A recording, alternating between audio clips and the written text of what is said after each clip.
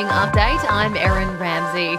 Prime Minister Scott Morrison says some COVID-19 restrictions will remain after the rollout of the vaccine. The first batch of the Pfizer vaccines arrive at the end of the month, with the elderly and frontline health workers given priority.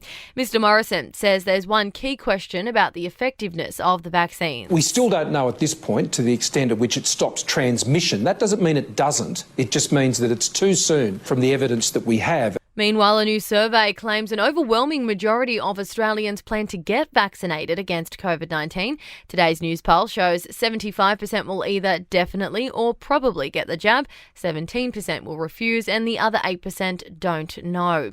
It's day 2 of the COVID-19 lockdown in Perth. There were no new cases in the past 24 hours after one case on Sunday, which triggered the shutdown.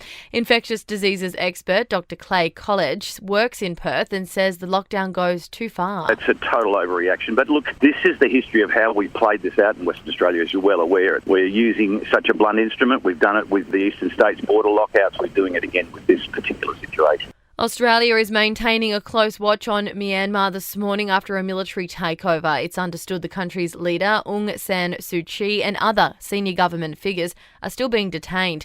Telephone and internet connections have been cut, and Foreign Affairs Minister Maurice Payne says the message to the military is clear. To resolve disputes through lawful mechanisms, and particularly to immediately release all civilian leaders and others who have been unlawfully detained. And the Trade Minister, Dan Tehan, has written to his Chinese counterpart in a bid to re-establish a working relationship. So far, there has been no response following a falling out between the two countries. Mr Tehan says he will keep trying. I want to make sure that the conversation we have is one which is respectful and one which is done between the two governments. So I will wait for a reply. To sport, in tennis, Ash Barty plays her opening singles match at the Yarra Valley Classic at Melbourne Park tonight against Anna Bogdan from Romania. Venus Williams is also on court. Nick Kyrgios plays Alexander Muller from France in the Murray River Open today before teaming up with fellow Aussie Matt Reid in the doubles tonight. Parramatta has dismissed rumours former Sharks premiership coach Shane Flanagan has been approached to replace Brad Arthur. The club says it hasn't spoken to any other coach, and Arthur has a 2-year contract with the Eels. And the Sydney Sixers are unlikely to have Test bowler Mitchell Starc available for the Big Bash League final at the SCG on Sunday. Starc is being treated for a hamstring injury and is in doubt for the upcoming tour of South Africa.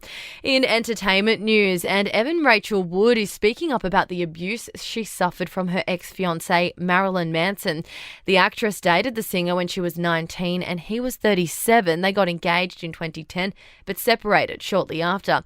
Wood has now posted a series of screenshots to her Instagram story of messages from other women also alleging abuse against Manson.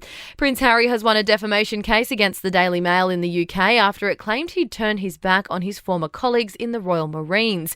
He claimed the story damaged his reputation with veterans. Harry has received an apology and will donate the damages payment to the Invictus Games Foundation.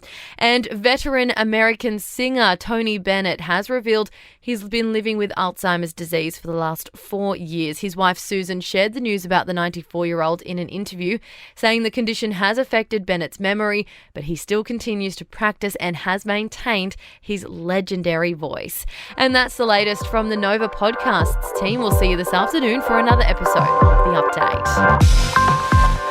Update.